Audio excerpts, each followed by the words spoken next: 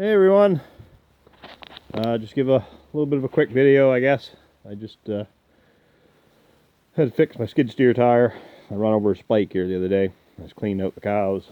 Who knows where it come from, but anyways, I was cleaning out the cows, spreading manure. So before it froze up, we had some nice weather, so I said, well, we might as well spread the manure. So I spread, I think, 9 loads going out there. So that cleaned it up pretty good. So anyhow, ended up next day, come out, feed cows, and she was flat. So I ended up having to break her down. I didn't have a tube here. COVID's coming back around here, so things are tightening up again, but I didn't really want to go anywhere and mess around getting stuff. So I had a tube. I threw a cheap patch on before, but I knew it wouldn't hold.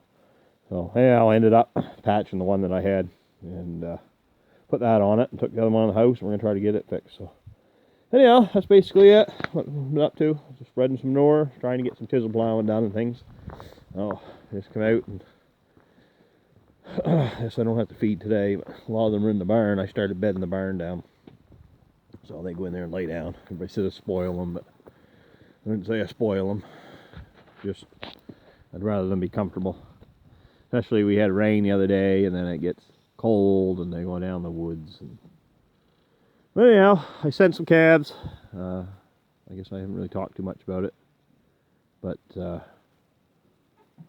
you know, didn't get too rich at them, but whatever, it is what it is. So trying to figure out some sort of a plan now that I'm going to end up keeping my heifers. It's basically what, you know, I can live with 210, 215, 218 on steers, but when you're selling heifers for like $1.20, $1.30, $1.10, $1, it's not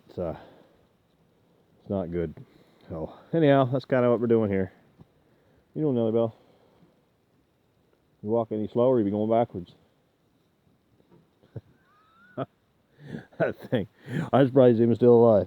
I thought it was gonna be dead last winter, and then it looked good this summer, and now it went back to pieces again. So anyways, that's about it.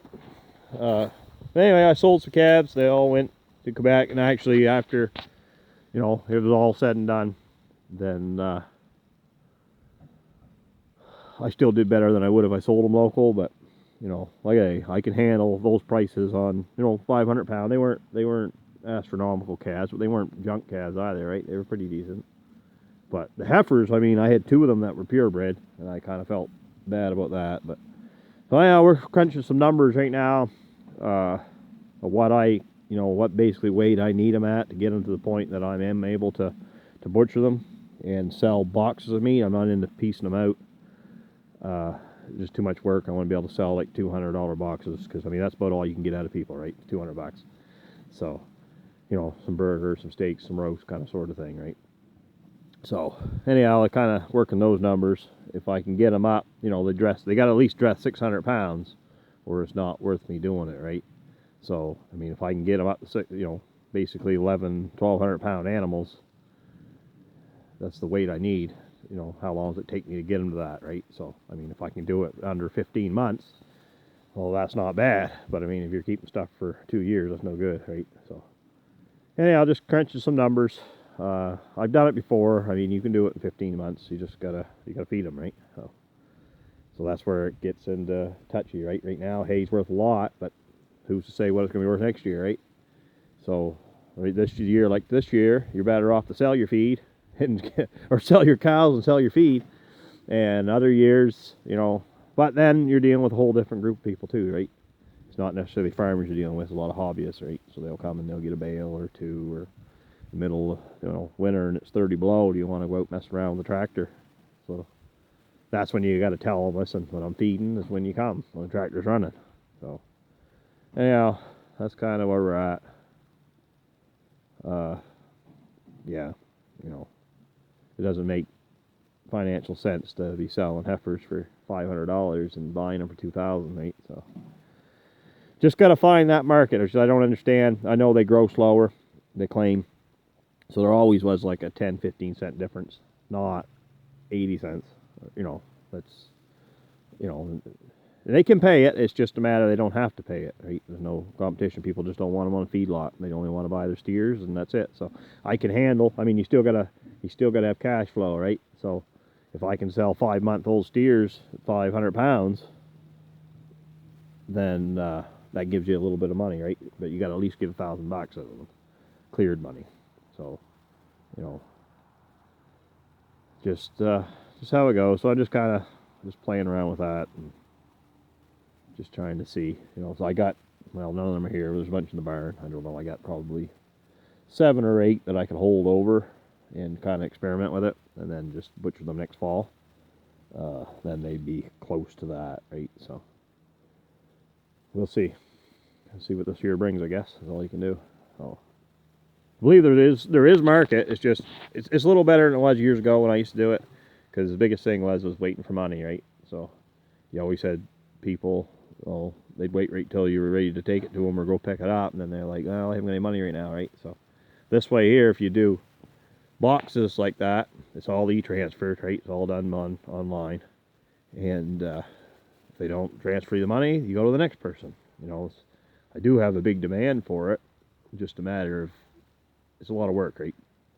And then our licensed arbitrars to get them butchered. I mean, my closest one's an hour and a half, real great guy, you know. So I like to use him. It's all licensed. So you've also got to drive them up an hour and a half, and then wait 2 weeks and go back and pick them up, right? So anyways, I think we're gonna lean that way.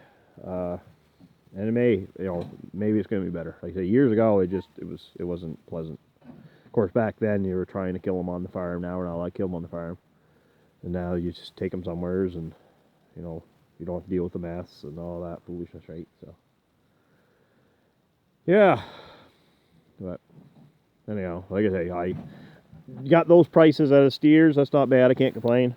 And if I would have sold them here at our local market, like that week after I sold mine, then the prices were like, you know, $1.50, $1.40 on steers.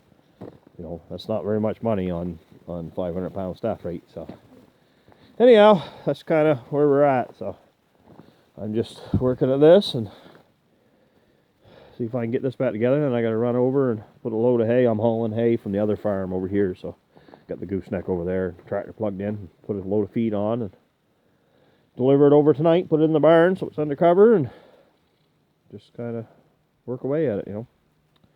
So anyhow, a little bit of an update. Like I say, I've been doing some field. Anybody that follows me on Instagram and stuff, I usually post a lot of pictures up there. So that's just under same thing, Maritime Farmer. So it's yeah.